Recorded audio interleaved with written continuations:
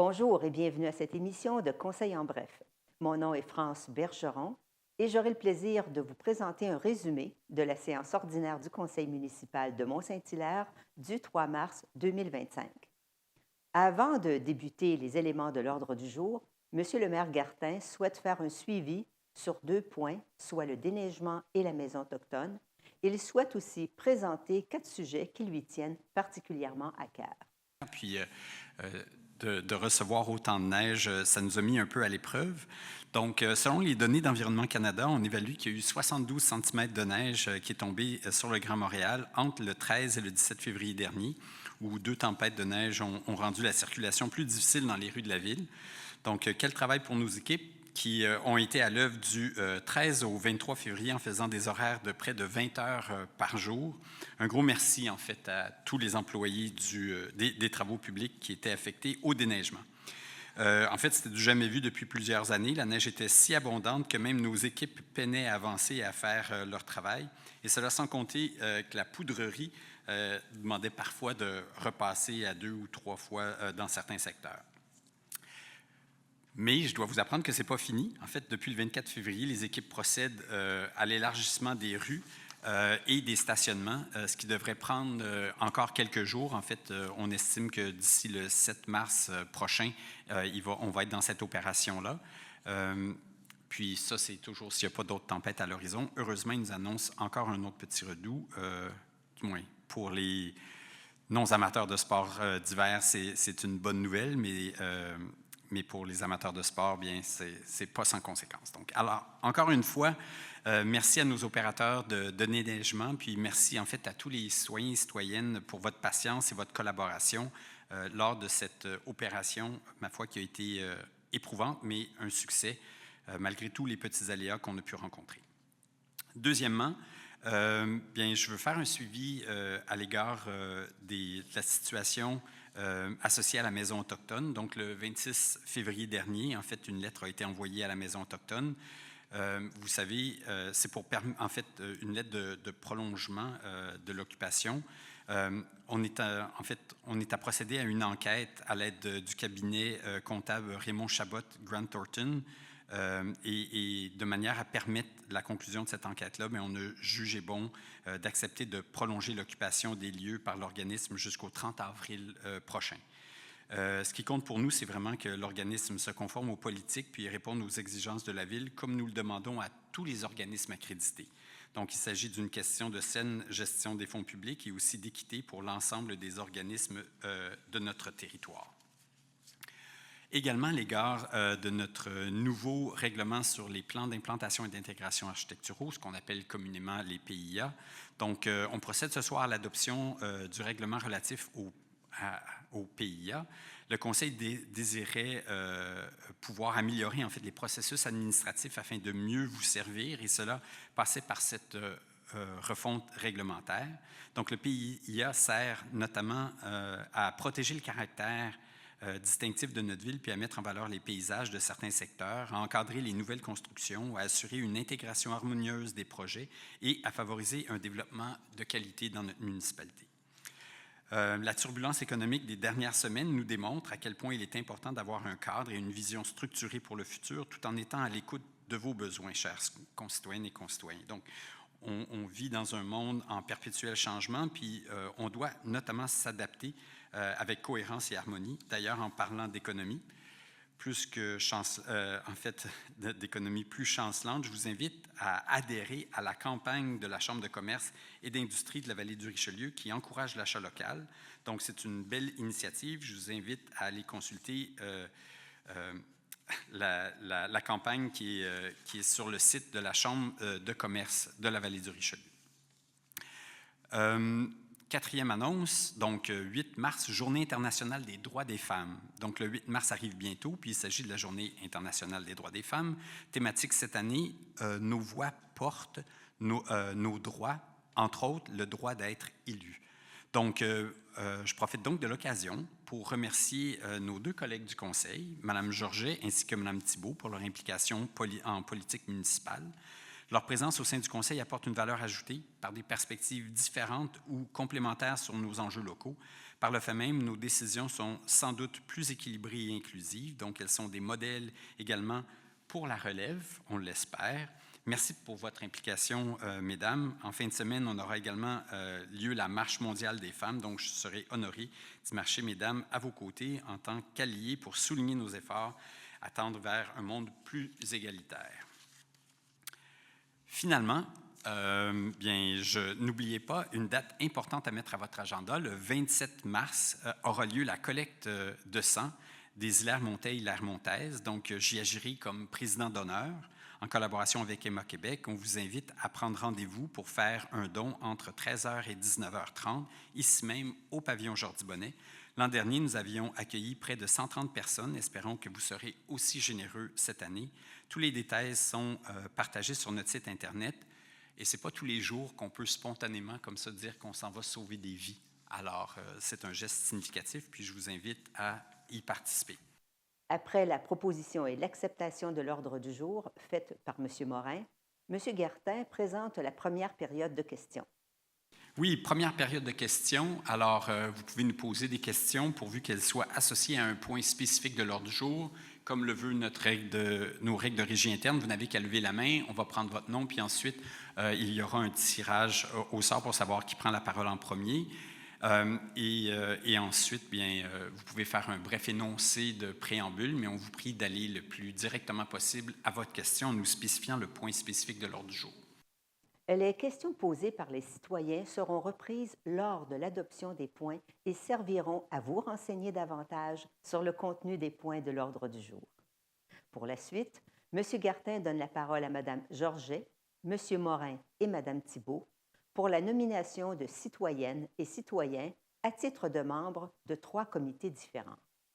Considérant la vacance d'un poste à titre de membre citoyen au sein du comité sur la santé et saines habitudes de vie de la ville de Mont-Saint-Hilaire, considérant que Mme Karine Côté a manifesté son intérêt afin de siéger au sein du comité, je propose que ce conseil nomme Karine Côté à titre de membre citoyen au sein du comité sur la santé et saines habitudes de vie de Mont-Saint-Hilaire pour la période du 4 mars 2025 au 3 mars 2027. Alors, bienvenue, Mme Côté. Oui, considérant la vacance de 2 postes à titre de membre citoyen au sein du comité directeur de la ville équitable de la ville de Mont-Saint-Hilaire, considérant que Mme Asti Safavi et M. Jonathan Germain ont manifesté leur intérêt afin de siéger au sein de ce comité. Par conséquent, je propose que ce conseil nomme Mme Asti Safavi et M.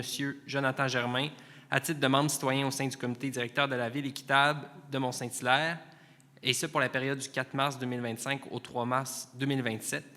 Donc, félicitations à vous deux pour cette nomination. Oui, alors considérant que les mandats de Mesdames Lucille Demers et Marie-Pierre Gory, à titre de membres citoyens au sein du comité de suivi politique de la famille et des aînés de la ville de Mont-Saint-Hilaire, arriveront à échéance en 2025, considérant que le comité souhaite s'adjoindre des ressources externes qui représentent le volet jeunesse, je propose donc que ce conseil renouvelle les mandats de Mesdames Lucille Demers et Marie-Pierre Gory à titre de membres citoyens au sein du comité de suivi politique de la famille et des aînés de la ville de Mont-Saint-Hilaire, et ce pour la période du 4 mars 2025 au 3 mars 2027, et que messieurs Maxime Lafortune et Olivier Lambert, étudiants de l'école secondaire Rosias-le-Duc, se joignent également à ce comité à titre de ressources externes représentant le volet jeunesse du dit comité. Donc, félicitations à mesdames et bienvenue à messieurs. M. Guertin laisse la parole à M. Rainville, puis Mme Georget, pour la nomination de fonctionnaires au sein de différents comités municipaux. Alors, je propose que ce conseil nomme le chef de section loisirs à titre de secrétaire du comité sur la santé et les saines habitudes de vie de la ville de Mont-Saint-Hilaire, ainsi que le chef de service loisirs et vie communautaire à titre de substitut au sein du dit comité. Que ce conseil nomme le chef de service loisirs et vie communautaire à titre de secrétaire du comité de suivi politique de la famille et des aînés de la ville de Mont-Saint-Hilaire, ainsi que la chef de division culture et événements à titre de substitut au sein du dit comité. Que ce conseil nomme la chef de division culture et événements à titre de secrétaire du comité consultatif sur la vitalité culturelle de la ville de Mont-Saint-Hilaire. et que le directeur du service du loisir et de la culture soit nommé à titre de fonctionnaire membre de chacun de ces comités. Il s'agit de donner le pouvoir d'appliquer les règlements à M. Philippe Sabourin, chef de la division voirie aux travaux publics. Donc, je propose que ce conseil nomme Philippe Sabourin, chef de division voirie au service des travaux publics, à titre de personne chargée de l'administration et de l'application de certains règlements de la Ville de Mont-Saint-Hilaire, soit les règlements suivants. Le numéro 836, règlement concernant l'usage, l'accès et l'entretien des bouches d'incendie. Le règlement numéro 1235, règlement de zonage concernant l'emplacement autorisé pour les équipements de jeu. Que ce conseil le nomme également à titre de personne légalement autorisée pour l'administration et l'application du règlement numéro 919, le règlement concernant la circulation et la sécurité publique de la Ville de Mont-Saint-Hilaire. Le règlement 1325, titulé Règlement sur les nuisances, le règlement numéro 1309, Règlement sur l'occupation du domaine public, concernant l'emplacement autorisé pour les contenants de collecte de matières résiduelles et recyclables. Que cette nomination s'applique à tout règlement remplaçant ou amendant les dits règlements et confère à la personne désignée à cette fin tous les pouvoirs conférés à ce titre en vertu de ces règlements, incluant le pouvoir de délivrer des constats d'infraction. Madame Thibault présente un point relatif au programme de transfert pour les infrastructures d'eau et collectives du Québec. Alors, c'est notre programmation donc pour 2024 à 2028 au niveau des infrastructures d'eau. C'est important. Donc, considérant que la Ville de Mont-Saint-Hilaire a pris connaissance du guide relatif aux modalités de versement de la contribution gouvernementale dans le cadre du programme de transfert pour les infrastructures d'eau et collectives du Québec, donc la TEC, pour les années 2024 à 2028. Donc, je propose que la Ville de Mont-Saint-Hilaire s'engage à respecter les modalités du guide relatif aux modalités de versement de la contribution gouvernementale qui s'applique à elle, que la Ville de Mont-Saint-Hilaire s'engage à être la seule responsable et à dégager le gouvernement du Canada et le gouvernement du Québec de toute responsabilité quant aux réclamations découlant directement ou indirectement des investissements réalisés au moyen de l'aide financière obtenue dans le cadre du programme de la TEC 2024-2028, que la Ville de Mont-Saint-Hilaire approuve le contenu et autorise l'envoi au ministère des Affaires municipales et de l'Habitation de la programmation de travaux jointe en annexe A à la présente résolution et de tous les autres documents exigés par le ministère en vue de recevoir la contribution gouvernementale qui lui a été confirmée dans une lettre de la ministre des Affaires municipales et de l'Habitation. M. Morin présente un point concernant l'adoption de la politique des services aux citoyens. Oui, donc on est très heureux d'adopter cette nouvelle politique de service aux citoyens qui est en cohérence là, avec l'adoption de notre planification stratégique puis l'arrivée du CLIC, donc du Centre local d'information et d'initiative citoyenne. Donc, la résolution se lit comme suit. Donc, considérant qu'une mise à jour de la politique de service aux citoyens adoptée en décembre 2018 s'avère nécessaire en vue de la mise en œuvre de la nouvelle planification stratégique 2023-2028 et de l'arrivée du Centre local d'information citoyenne et d'initiative citoyenne, offrant un service bonifié et centralisé pour le citoyen. En conséquence, je propose que ce Conseil approuve la politique des services aux citoyens de la Ville de Mont-Saint-Hilaire, datée de février 2025, laquelle est jointe à la présente résolution comme annexe A pour en faire partie intégrante. Madame Thibault présente une demande d'autorisation pour la tenue d'un événement dans le cadre d'une levée de fonds. Considérant que le comité sport découverte de l'École au fil de l'eau souhaite organiser un tournoi de volley-ball amical ouvert aux parents de l'école et aux enseignants les 31 mai et 1er juin 2025 sur les terrains multisports de l'École secondaire Osias-le-Duc, et ça dans le cadre d'une collecte de fonds afin d'offrir aux élèves la possibilité de découvrir ou approfondir plusieurs sports ou activités récréatives. Je propose que ce Conseil autorise le comité sport découverte de l'École au fil de l'eau à procéder à l'installation de plusieurs chapiteaux et de toilettes chimiques sur le site de cet événement et à présenter une demande de permis d'alcool auprès de la Régie des alcools, des courses et des Jeux du Québec afin de permettre la vente et la consommation d'alcool lors de la tenue de cet événement. Madame Georget présente la demande d'aide financière de l'Association des parents des enfants handicapés Richelieu-Valmasca.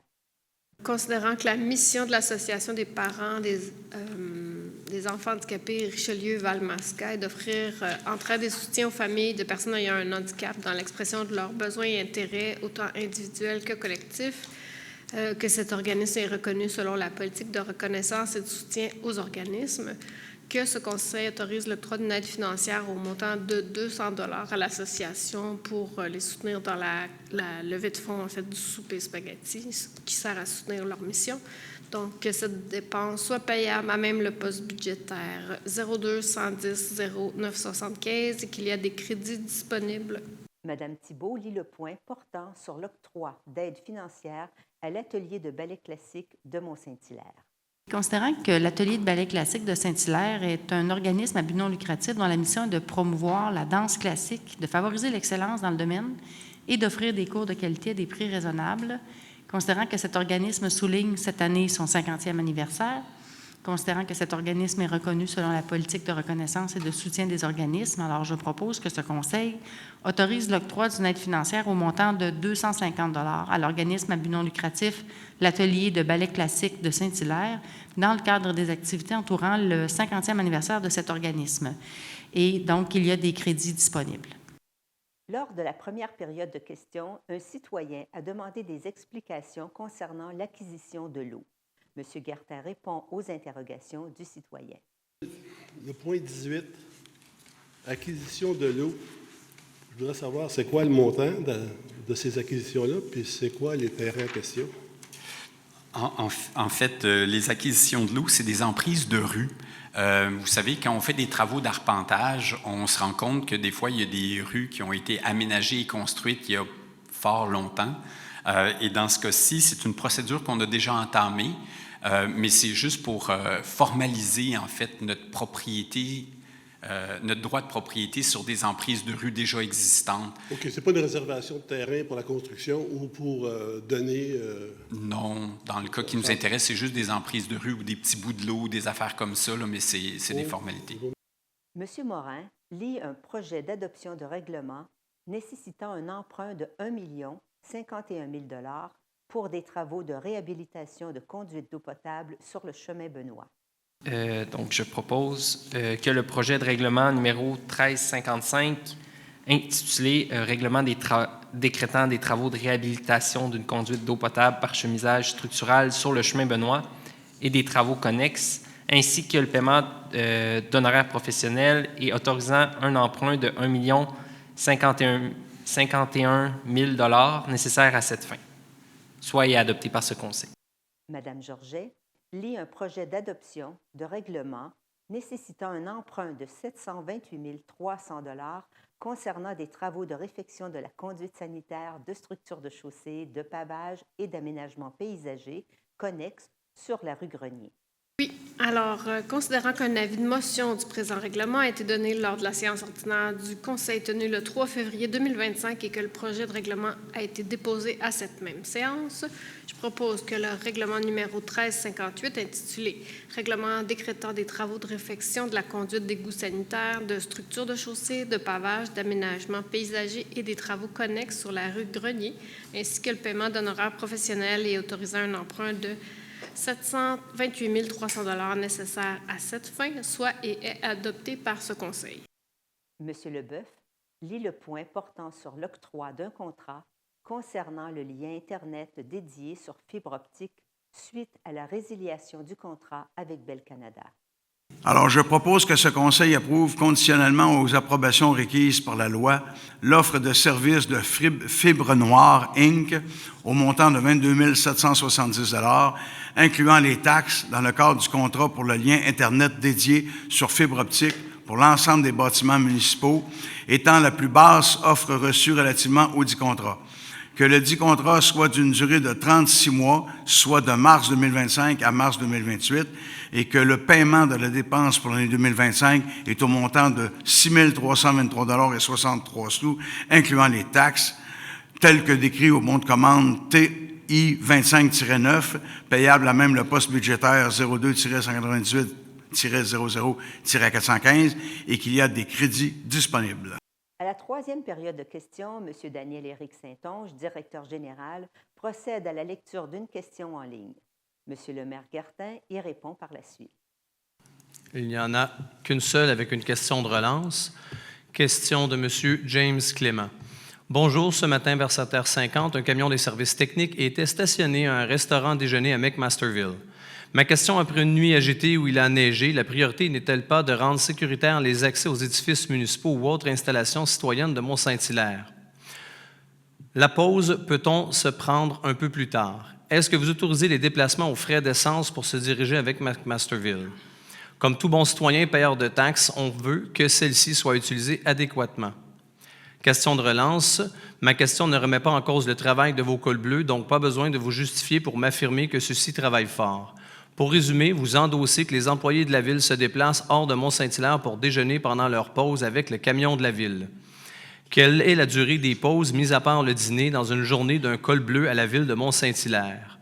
Le maire peut me répondre par courriel s'il désire et privilégier son temps de parole à d'autres causes ou problèmes plus importants pour notre municipalité. Merci. En fait, M. Clément, cette question-là, vous l'avez posée et vous avez fait plusieurs questions de relance auprès de notre service d'information citoyen. Je tiens toutefois j'ai tenu, en fait, à ce que la question soit aussi portée à l'attention des membres du Conseil puis du public.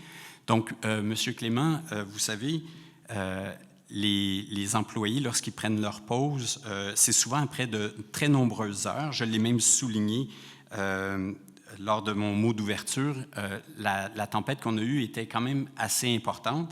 Et puis, vous saurez que des fois, d'utiliser les véhicules de la Ville, c'est la façon la plus efficiente parce qu'ils n'ont pas à déneiger leur propre véhicule quand ils se déplacent. Puis ensuite, vous savez, après vérification faite, ces déplacements-là sont à la fois efficaces puis efficients parce que tout dépendant d'où ils sont dans la ville, cette destination-là qu'ils ont pris à l'extérieur de notre ville, dans le fond, était l'endroit le plus court et le plus rapide pour se déplacer après de nombreuses heures. Puis vous saurez que malheureusement, Mont-Saint-Hilaire, souvent aux heures de leur déjeuner, après une nuit de travail, puis des fois quand ils ont à prolonger en faisant du temps supplémentaire, mais c'est l'endroit le plus court. La raison aussi pour laquelle je porte cette attention-là à l'attention de tout le public, c'est qu'on fait ce genre de vérification-là.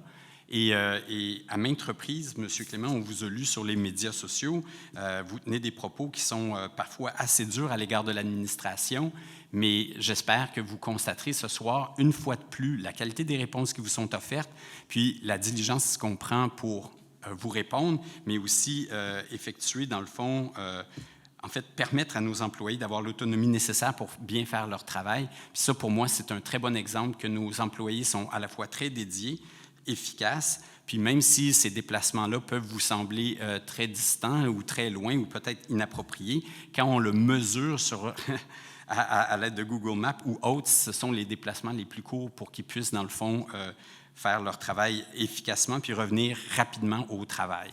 Donc, c'est ça, je tenais à aviser à la fois mes collègues du Conseil puis le public qui nous écoute à cet effet-là.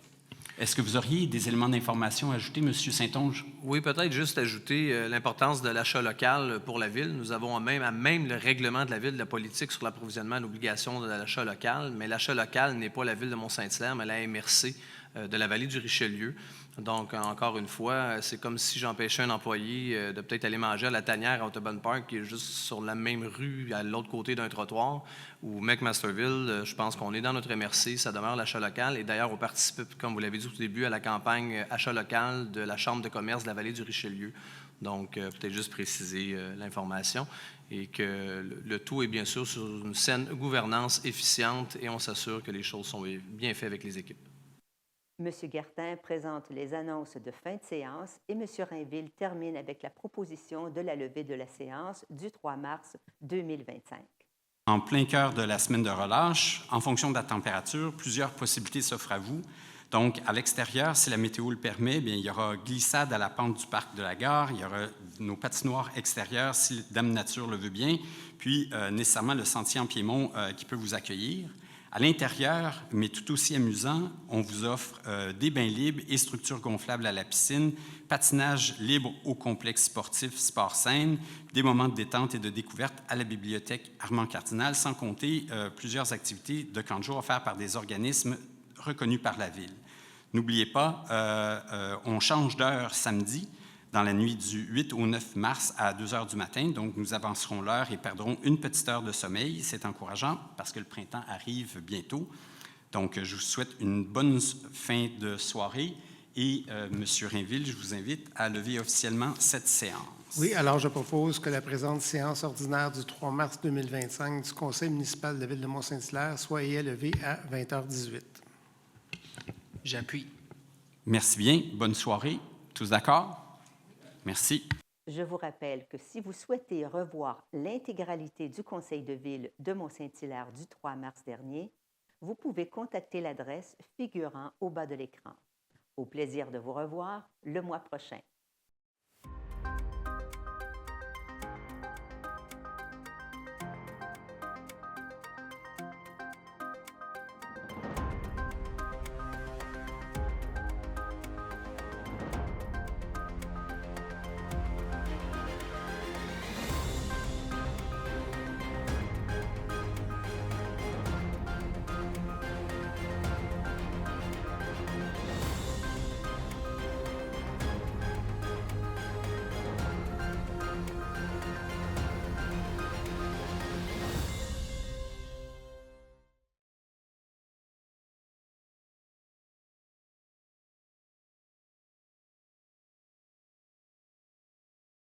Saviez-vous qu'il existe de nombreux crédits d'impôt auxquels vous pourriez avoir droit?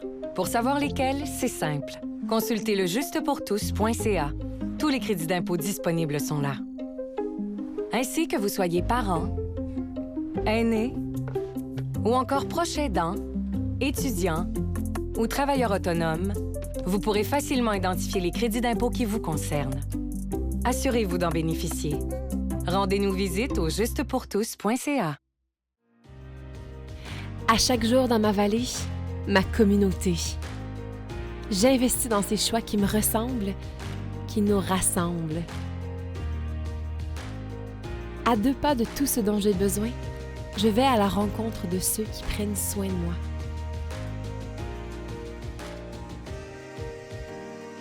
Fière de ma collectivité tissée serrée, je prends le temps d'échanger avec les passionnés et les passionnants. L'accueil y est chaleureux, les gens y sont généreux.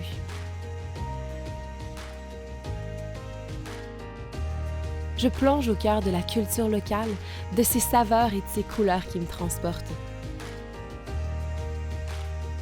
À chaque jour, j'investis dans la vallée du Richelieu parce que choisir local, c'est gagnant. À l'émission Parole d'auteur, je partage avec vous ma passion pour la lecture. Je vous invite à découvrir avec moi des auteurs québécois qui vont nous parler de ce qui les anime et ce qui les fait vibrer. Suivez-nous sur la télévision citoyenne.